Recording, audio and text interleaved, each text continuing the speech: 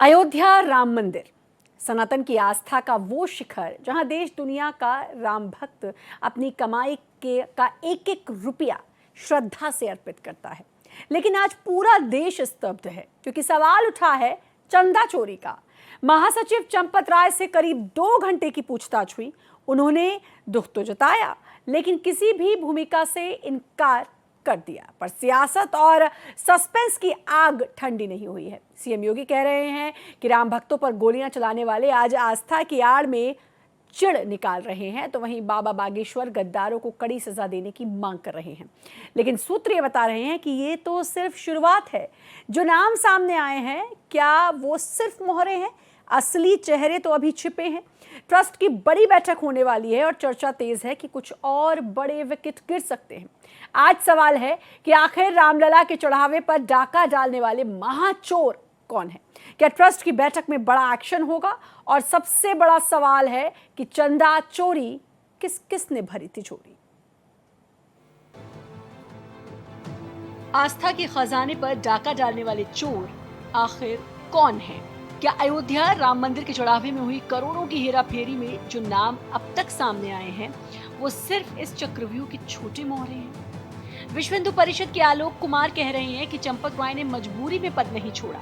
लेकिन सच क्या है? जब 2 घंटे तक पूछताछ की आंच खुद चंपत राय तक पहुंच गई तो सवाल उठना लाजमी है कि इस खेल के पीछे और कितने चेहरे छिपे हैं। यूपी के मुख्यमंत्री योगी आदित्यनाथ ने विरोधियों को आड़े हाथों लेते हुए साफ कह दिया कि राम भक्तों पर गोली चलाने वाले आज आस्था की दुहाई दे रहे हैं। उन्हें चिढ़ है कि अयोध्या इतनी सुंदर कैसे हो गई। समाजवादी पार्टी में यहाँ के दलितों की आवाज को, यहाँ के गरीबों की आवाज को उसी अन्यायी सत्ता ने बंद करने का काम किया था।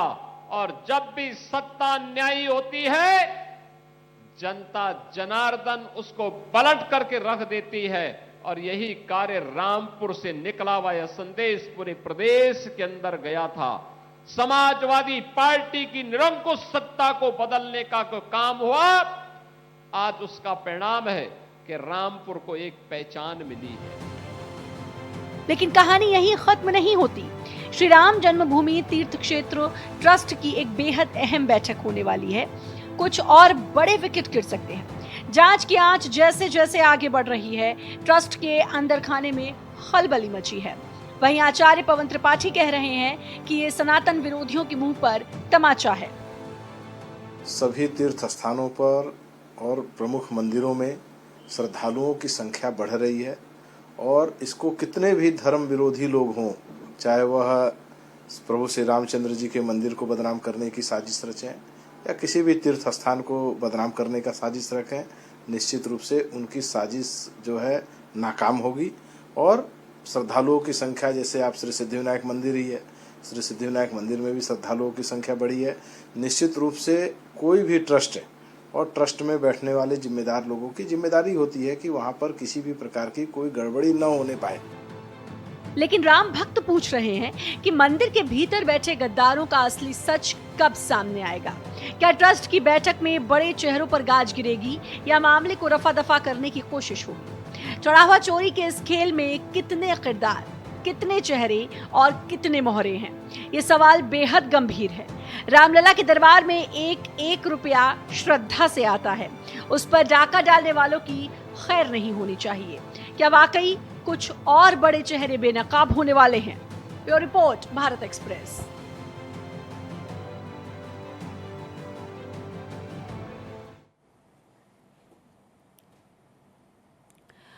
तो सवाल यही कि जो चेहरे बेनकाब हुए हैं क्या वहीं तक सीमित है ये चंदा चोरी, या फिर इसके तर एक कुछ और कहानी है और असली जो चोर हैं वो कोई और है?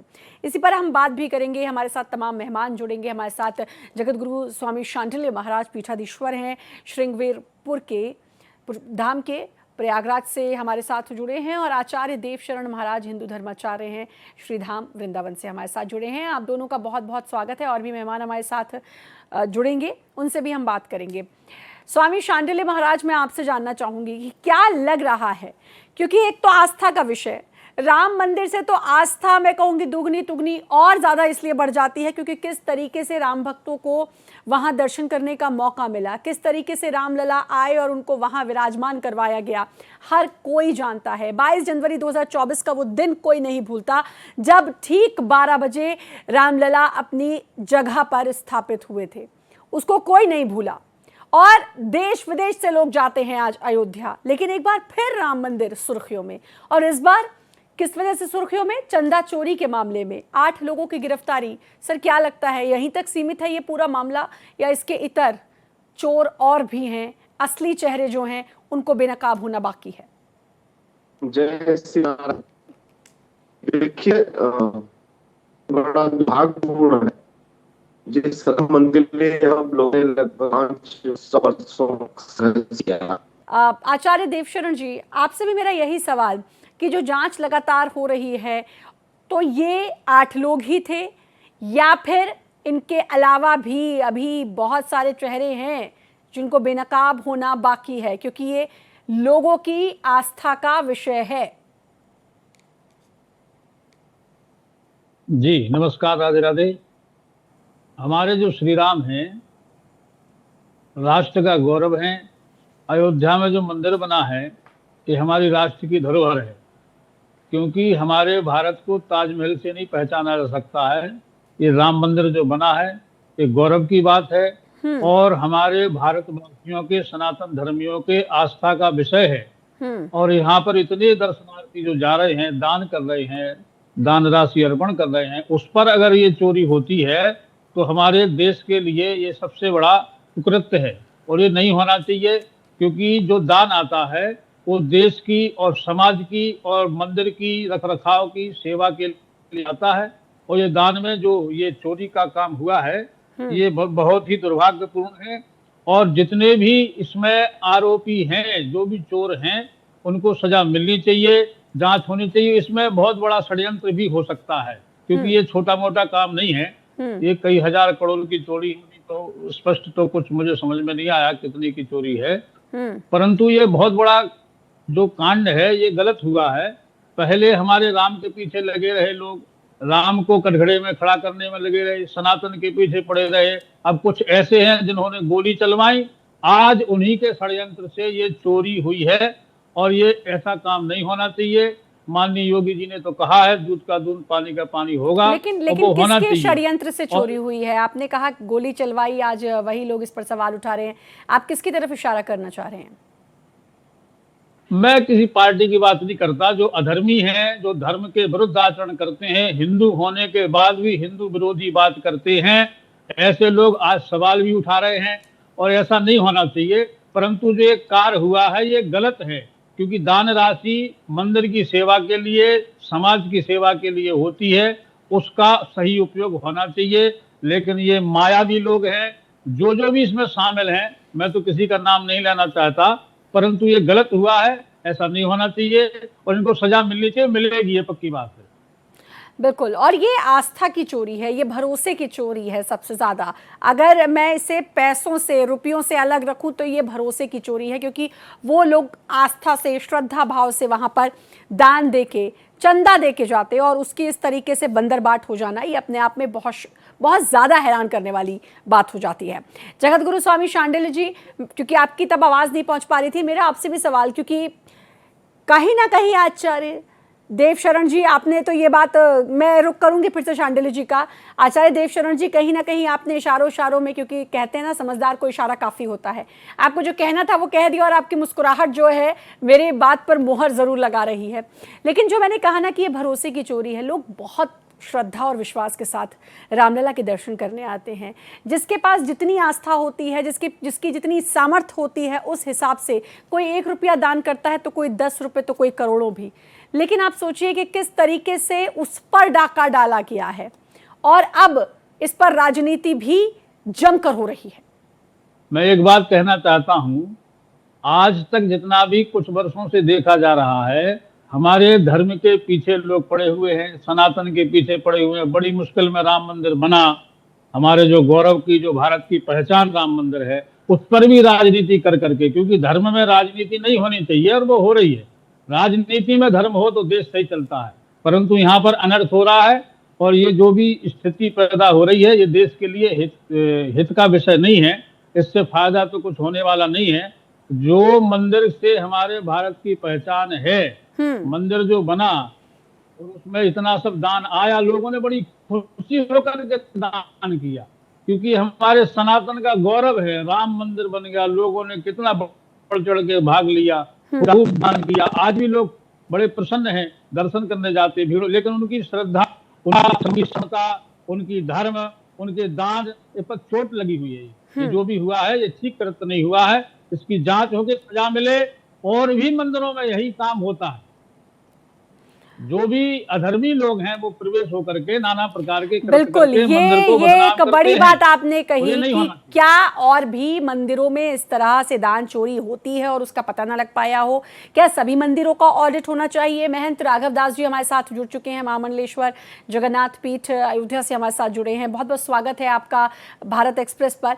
और सवाल यही कि भाई ये जो बंदरबाट हुई है, जिस तरीके से चंदा चोरी हुई है, इसमें अभी और कितने चेहरे हैं जिनको बेनकाब होना बाकी है? आपको क्या लगता है? और दूसरा, क्या आपको लगता है कि सिर्फ राम मंदिर ही नहीं और भी मंदिरों का ऑडिट होना चाहिए अब? जी जी, जय श्री राम, जय श्री राम, जय जगन्नाथ भगवान जी। देखिए मैं आपकी बात सुन रहा हूँ और हम लोग राम जन्मभूमि के अत्यंत निकट हैं। जगन्नाथ मंदिर राम जन्मभूमि से केवल 50 मीटर जो बैरियर है, क्रॉसिंग टू वीआईपी मार्ग, दास वहीं रहता है।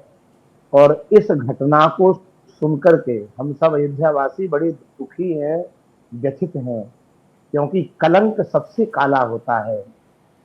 किसने किया, किसने कराया, ये तो हम सामर्थ्य नहीं रखते हैं, लेकिन अयोध्यावासी होने के नाते वास्तव में जो राम जी के साथ हुआ है ये घटना शर्मसार है। और इसके लिए एसआईटी ने जो भी कदम उठाए हैं वो स्वागत योग्य हैं। हमारे मुख्यमंत्री श्री महंत जो पीठाधीश्वर हैं, गोरक्ष पीठ आदित्यनाथ जी, वो प्राणपण से जुटे हुए हैं। और वास्तव में इस बात को लोग राजनीति के लिए उनको प्रेरणा कर रहे हैं, लेकिन वो राजनीतिक बाद में है, पहले वो धर्म नीति पढ़े हुए साधु हैं। और उन्होंने राम मंदिर में अपना प्राणपण लगा दिया। मतलब उनके जो गुरुदेव थे श्री अवैधनाथ जी महाराज, वो कह गए थे कि देखिए राम मंदिर पहले है, अन्य धर्म बाद में। और जो ट्रस्ट की रह गई बात, तो हम किसी ट्रस्टी का नाम नहीं लेना चाहते हैं, लेकिन प्रमाद सबसे हुआ। प्रमाद एक व्यक्ति का नहीं है, कोई इसमें जितने लोग हैं ट्रस्ट में उन पे सब पे दोष है। जैसे महाभारत में केवल द्रौपदी की साड़ी खींची और एक दुशासन ने खींची, ये सत्य है, लेकिन जितने वो सभा में बैठे थे, पितामह भीष्म सहित, यद्यपि वो धर्म प्राण है पितामह भीष्म, आप इस उदाहरण को आप घटना से समन्वय कर सकते हैं। तो जितने थे सबको पाप लगा, केवल एक व्यक्ति निष्पाप रह गया जिसका नाम है विदुर। जैसे ही अकांड तांडव हुआ वैसे विदुर जी ने तुरंत अपना गृह त्याग कर दिया। लिखा है वहां, त्यक्त्वा स्वगृहम रिद्धिमत, अपना भरा पूरा घर त्यागा। क्यों? बोले ऐसे अकांड तांडव के बीच में रहना भी पाप है। तो हम अयोध्या वासियों की एक ही इच्छा है कि कलंक, जैसे हमारी यशस्वी मुख्यमंत्री जी ने कहा कि दूध का दूध पानी का पानी करेंगे, और ये करने वाला कोई हंस ही होता है, दूसरा कोई नहीं कर सकता। कौआ से कह दिया जाए उसकी सामर्थ्य नहीं है। जो हंस होता है, जिसका विमल विवेक होता है, जिसकी परिष्कृत बुद्धि होती है, वो हमारे योगी जी लगे हुए हैं। और ये दूध का दूध पानी का पानी हो जाएगा तो राष्ट्र का कलंक है, राम मंदिर का कलंक नहीं है।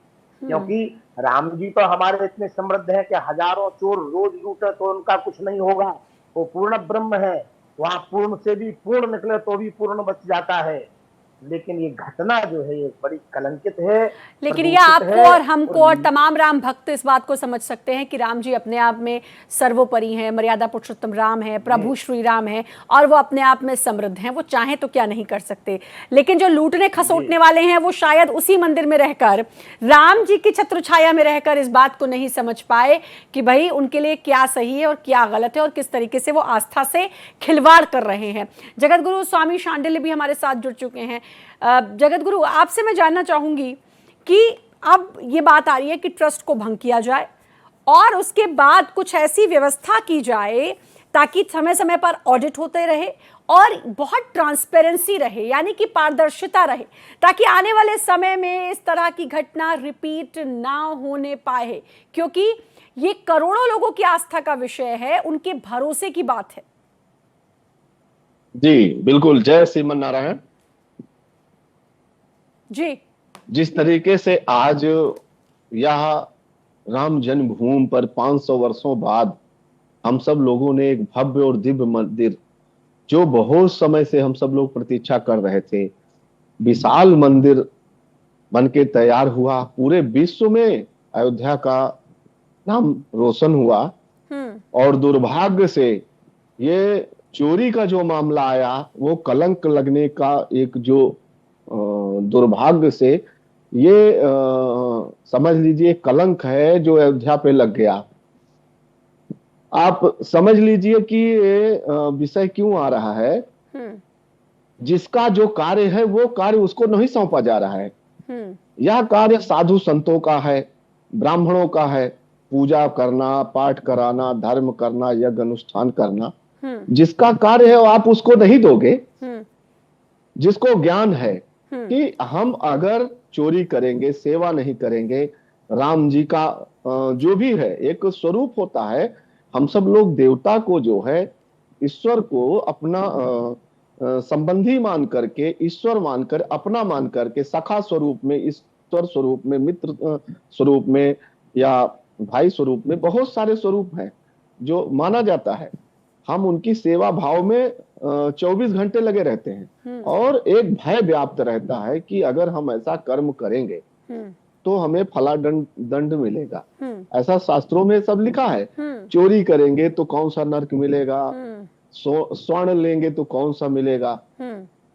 और जिसको पता ही नहीं शास्त्र के बारे में, वेद के बारे में, पुराण के बारे में, और वो जिम्मेदारी संभालेगा, तो आपको क्या लगता है चोरी नहीं होगी?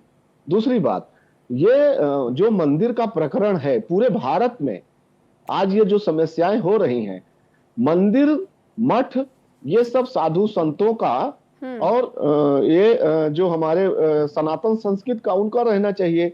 आप देखिए कहीं कोई गिरजाघर, कोई मस्जिद सरकार के अधीन है क्या? ये सब सरकार के जो अधीन हो जाते हैं, ये भी एक चिंता का कारण है। साधु संत ही इसको संचालित कर सकते हैं और वो अच्छे से कर रहे हैं। बहुत पहले से आप देखिए ना, कभी ऐसा प्रकरण आया क्या? ये एक ऐसा प्रकरण है जिसमें सरकार ने नियुक्ति करी, ट्रस्ट बनवाया, जो भी किया, और आज देखिए कि क्या स्थिति है कि चोरी जैसा कलंक हमारे अयोध्या में लग गया। ये बड़ा दुर्भाग्यपूर्ण है। सरकार से निवेदन है, जिसका जो कार्य है उसको सौंप दिया जाए। अगर राम जी का उसमें जिसने साधु संतों ने योगदान किया, अब उसमें विश्व हिंदू परिषद को सौंप दिए, चलिए ठीक है, लेकिन क्या वो साधु संत हैं क्या? वो तो शैव और वैष्णव की बात करते हैं। और शिव जी और राम जी एक दूसरे के उपासक हैं, पूजा किए, उसमें अंतर नहीं है। लेकिन वहां विश्व हिंदू परिषद ने, जैसे शंकराचार्य जी के जाने की बात हुई तो उन्होंने कहा शैवों का यहाँ क्या काम? अरे बिना शिव के राम जी नहीं पूरे, राम जी के बिना शिव नहीं पूरे। ये तो गलत तथ्य रखे। और जो योग्य व्यक्ति, जो धर्मार्थ जिसको ज्ञात है, वेद पुराण शास्त्र महापुराण जो जानता नहीं, कर्मकांड नहीं जानता, साधु संतों को ही इसकी जिम्मेदारी मिलनी चाहिए, तभी जो है सुचारू रूप से चल पाएगा। सवाल और भी है, सवाल चंपत राय को लेकर भी है, अनिल मिश्रा को लेकर भी है, जो वहां पर बैठे हुए थे, जिनके निगरानी में सब कुछ पूरी एक कमेटी, ट्रस्ट चल रहा था, उनकी नजर कैसे धोखा खा गई, इसके बारे में भी बात करेंगे। सवाल मेरा रहेगा आचार्य देवशरण महाराज जी से। मैं आपसे जानना चाहूँगी, क्योंकि अभी जब मैंने बात की स्वामी शांडिल्य जी से, देवशरण जी, तो उन्होंने कहा कि भाई यहाँ जो है, यहाँ वीएचपी को देख रेख के लिए, और वीएचपी ने कहा कि भाई साधु संतों का क्या काम, बल्कि कमोवेश ज़्यादा जितने भी धार्मिक स्थल है वहाँ देखने को ये मिलता है कि वहाँ पर साधु संत ही हर चीज़ की निगरानी करते हैं। तो किस तरीके से यहाँ पर जो है वो ट्रस्ट का निर्माण हुआ, वो कौन कौन लोग थे, कैसे उन पर भरोसा जताया गया? क्योंकि हम बात कर रहे हैं राम लला के मंदिर की, राम मंदिर की, जो इतनी लोगों की आस्था का केंद्र है और इतनी ज़्यादा इतने सालों तक भगवान की उपासना करने के बाद, मन्नतें मांगने के बाद वहाँ पर आज हमें दर्शन के लिए रामलला दिखते हैं। तो ये जो ट्रस्ट का निर्माण हुआ था, ये कैसे हुआ था? क्या इसके बारे में कोई जानकारी? भाई कुछ तो होगा ना कि कैसे भरोसा जताया कि ये लोग शामिल होंगे और फिर ये तमाम जितना कलेक्शन आएगा, जितना दान आएगा उसको गिनेंगे। जी, तो ट्रस्ट का निर्माण जो है उस साधु संतों ने तो किया नहीं है, इसमें भी राजनीति होगी, इसमें भी राजनीति, क्योंकि ट्रस्ट है, ठीक है, ट्रस्ट बन गया, उसको सेवा करना चाहिए, परंतु अंदर मंदिर में जितना भी अधिकार है सेवा भाव का, वो संत जो महाराज जी ने कहा बिल्कुल सत्य बात है, जो सेवा का अधिकारी है उसको ही करना चाहिए, वो न्याय से करेगा, धर्म से करेगा और उसको अपने अपने जीवन में उतार के करेगा, वो गलत नहीं कर सकता। बाकी जो ट्रस्ट बनता है या बन गया, कैसे बन गया, वो राजनीति, उसमें भी राजनीति है, क्योंकि मंदिर में, वैसे तो मैं कहूँ मंदिर तो ये धर्म का विषय है, हमारे सनातन का एक बहुत बड़ा स्वरूप है, ध्वजा है और इसमें भारत की पहचान है, ये बिल्कुल सत्य बात है, परंतु इसमें ट्रस्ट वालों की जरूरत तो है ही नहीं कायदे से, परंतु मतलब किसी बहुत ट्रस्ट बड़ा की जरूरत नहीं है, इसमें ट्रस्ट की कोई जरूरत नहीं है। स्वामी शांडिल्य जो बोल रहे हैं देवशरण महाराज जी कि ट्रस्ट की कोई जरूरत नहीं है। और क्या आप इस बात से सहमत हैं कि आस्था का जो है वो व्यापारीकरण होता जा रहा है? बिल्कुल, जय श्रीमन नारायण। बिल्कुल, ट्रस्ट की कोई आवश्यकता नहीं है। हमारे यहाँ तो सनातन जब से है, क्या धर्म तब से नहीं चल रहा है? मंदिरों में पूजा पाठ नहीं हो रहा है? कितना सुचारू रूप ढंग से बड़े कार्य हो जाते थे और कभी इस तरह का कलंक की बात आज तक नहीं थी। या मान के चलिए, तो कौन करता था ये पूजा पाठ? कौन लोग थे जो आज तक चोरी नहीं हुई? जहां भी जो चीज का अधिकारी है, जिसको ज्ञान नहीं है, आप अयोग्य व्यक्ति को उस स्थान पे बैठाओगे जिसके बारे में उसको कुछ भी जानकारी नहीं है, तो आप निश्चित मान के चलिए कि ये क्रिया होनी है, चोरी होगी और भी मन में उसके आ जाएगा भाव। तो इसको साधु संतों को देना चाहिए था। साधु संत पूजा पाठ करते हैं और जीवन तो इसीलिए तो अपनी शरीर को दान कर देते हैं, भगवा रंग पहनते हैं, तो अपना घर द्वार सब छोड़ के, मतलब कोई लालच उनके अंदर नहीं होता, मतलब कोई लालच नहीं होता, मोह से वो अंदर कोई, बिल्कुल मोह उन्हें त्याग दिया होता, तो कोई लालच नहीं होता और इसीलिए आप बहुत उन पर भरोसा कर सकते हैं, विश्वास पात्र होते हैं। आचार्य देवशरण जी, जब ये चंदा चोरी की खबर नहीं आई थी सामने, हम लोग ग्राफिक्स में भी चला रहे थे, तब 16 से 18 लाख का डेली कलेक्शन की बात कही जाती थी। अब जो है 22 से 24 लाख के कलेक्शन की बात हो रही है डेली।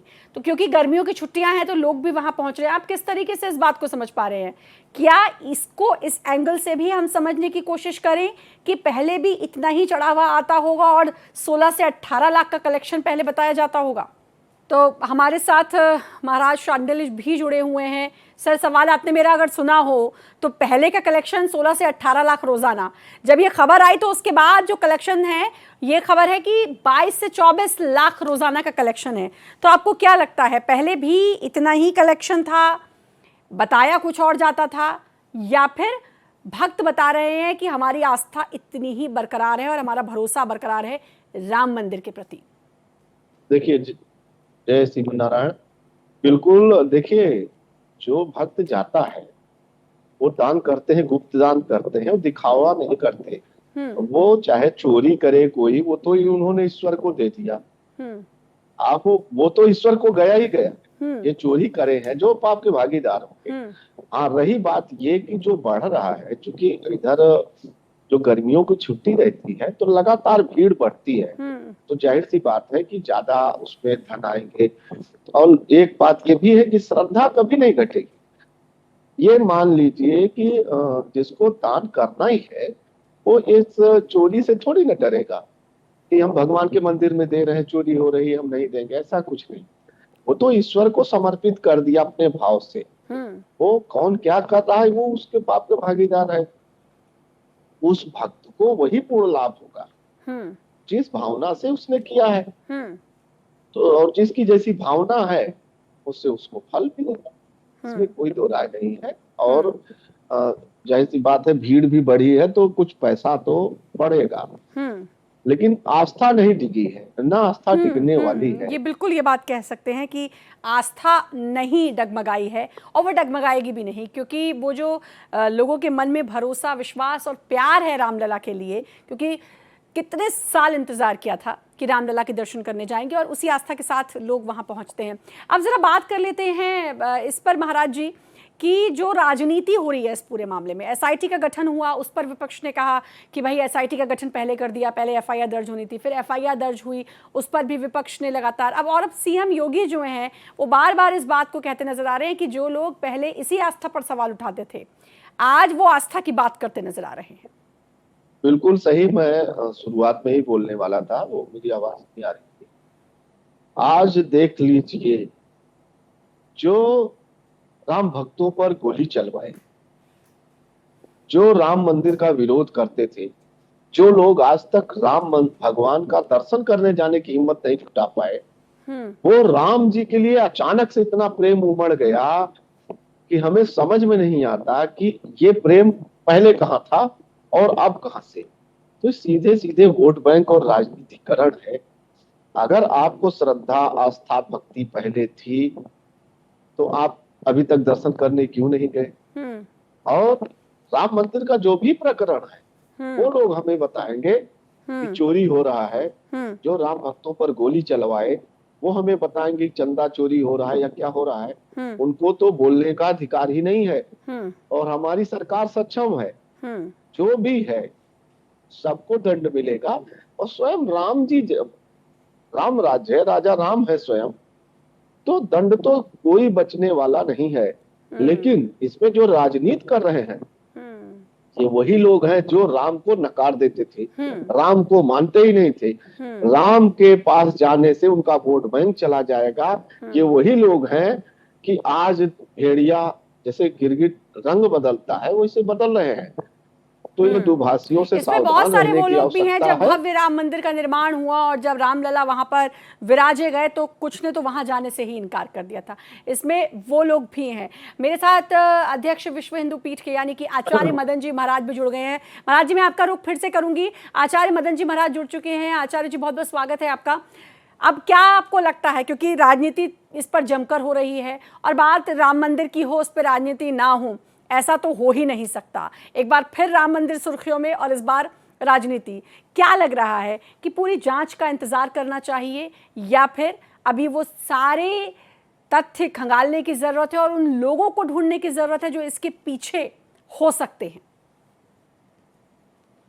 बिल्कुल, अभी ये बहुत ही गंभीर स्तर का एक मामला आ गया है और जिसने देश की राजनीति को हिलाकर रख दिया है। खास तौर से जो हिंदुत्व की राजनीति के बलबूते पर भाजपा इतने वर्षों से जो छवि बनाई थी, और जब राम मंदिर का उद्घाटन हुआ था उस समय से लेकर ध्वजारोहण तक जो पूरे विश्व ने पूरा विश्व के जो सनातनी थे वो राममय हो गए थे। ऐसी पार्टी को अब इस मुश्किल समय में थोड़ा सा मुझे लगता है कि वक्त देने की जरूरत है, ताकि दूध का दूध और पानी का पानी हो। जिन्होंने चोरी की है, कम से कम ये बात समझिए कि चोर करने के बाद विदेश भाग जाते हैं। नेपाल ही भाग सकते थे ये लोग, परंतु योगी ने बड़ी त्वरित कार्रवाई कर एसआईटी की जांच के बाद तुरंत लोग को गिरफ्तार किया। अब ये अगर 8 लोग जो बयान देंगे कि कौन कौन इस पूरे प्रकरण में, षड्यंत्र में और घोटाले में, घपले में शामिल है, उस पर राजनीतिक विपक्ष जरूर करेगा, जैसे अब तक उन्होंने रिकॉर्ड किया है। एक तो पॉइंट ये है। दूसरा पॉइंट, एक मुद्दा और उठ रहा है कि जो निर्माण समिति के चेयरमैन थे नृपेंद्र मिश्र जी, उन पर सवाल उठ रहे हैं कि लगभग 3000 करोड़ रुपए जो निर्माण में लगे हैं, तो उसमें भी कोई बहुत बड़ा घोटाला हुआ है। तो उसकी भी एसआईटी जांच होनी चाहिए ताकि लोगों में कोई भ्रम ना फैलाए, क्योंकि एक एक चीज का हिसाब है। परकोटे में जो पत्थर लगा था पूरा, तो वही 1000 करोड़ के करीब काम हुआ है। तो बड़े जहां इन्वेस्टमेंट हुई है, बड़ा निर्माण में पैसा लगा है, उसकी जांच बिल्कुल ट्रांसपेरेंट होनी चाहिए। ताकि विपक्ष को, किसी भी लोग को बिल्कुल, और ये नहीं भ्रम ना रहे ट्रांसपेरेंट कि कोई जिस घोटाला तरीके हुआ से है। एसआईटी का गठन हुआ, जिस तरीके से जांच हो रही है, जिस तरीके से इस्तीफे हो रहे हैं, चंपत राय ने इस्तीफा दे दिया, 2 घंटे तक पूछताछ उनसे हुई है। हालांकि वीएचपी की तरफ से एक बयान आया कि चंपत राय ने स्वतः ये जो है इस्तीफा दिया है, कोई मजबूरी नहीं थी उनकी। चंपत राय जी ने इस्तीफा नहीं दिया है, चंपत राय जी से इस्तीफा लिया गया है।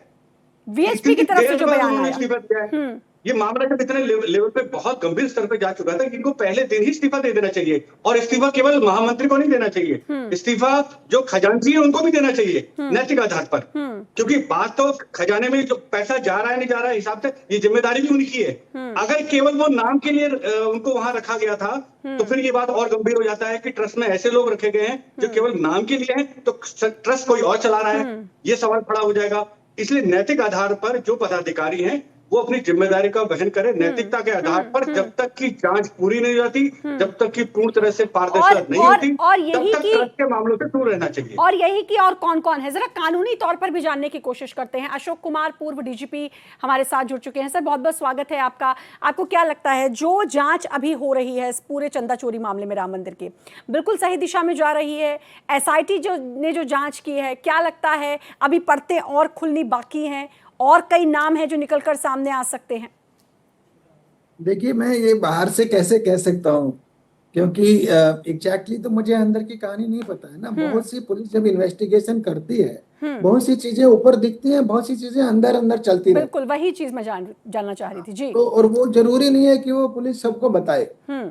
तो हमारी बहुत सारी वैसी इन्वेस्टिगेशन है जो डिजिटल बेस्ड है, जो और बहुत सारे उसमें मोबाइल के रिकॉर्ड्स हैं, व्हाट्सएप चैट्स हैं, कि अब तक किसके थ्रू क्या क्या उनका इन्वेस्टिगेशन चल रहा हो।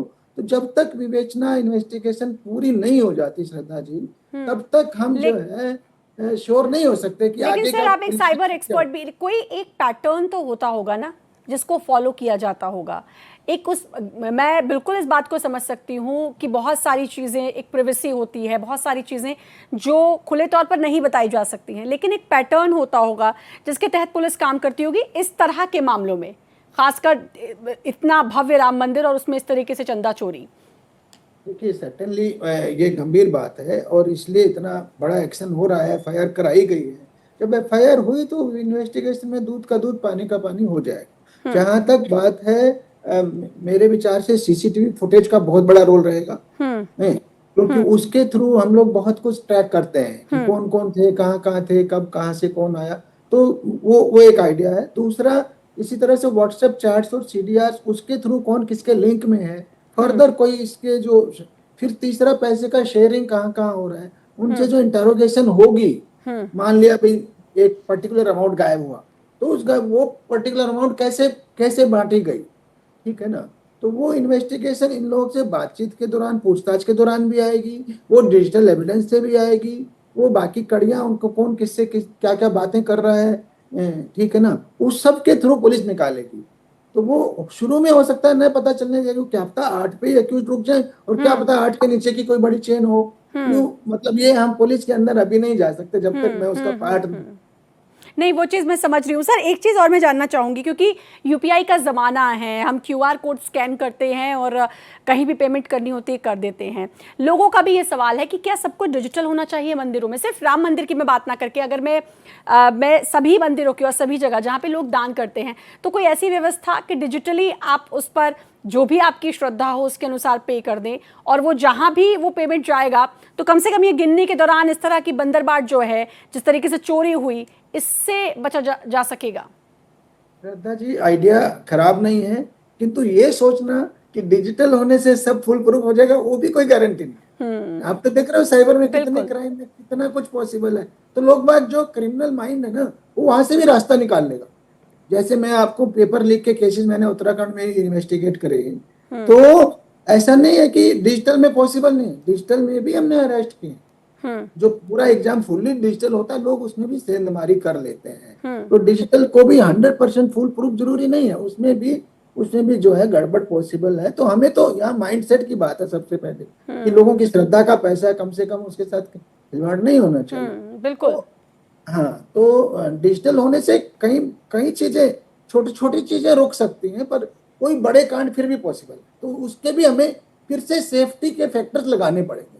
डिजिटल में 1 2 ट्रिपल चेक्स लगा करके वहां पॉसिबल है कि वो थोड़ा और सेफ हो जाए। हाँ, मतलब हम एक सेफ्टी की ओर एक कदम बढ़ा सकते हैं, इस पर भी विचार बिल्कुल, करना बिल्कुल, बहुत जरूरी है। लेकिन अपने आप में बहुत बड़ा जुर्म है रामलला के मंदिर में रामलला का वो धन था और उसको इस तरीके से चुराना और लोगों की आस्था को बहुत आघात पहुंचा। अब देखना होगा कि जांच और किस दिशा में होती है, क्या और चेहरे बेनकाब होते हैं या ये 8 गिरफ्तारियों तक ही मामला रुक जाता है, ये तो वक्त बताएगा। बहुत बहुत शुक्रिया आप सभी का भारत एक्सप्रेस के साथ जुड़ने के लिए।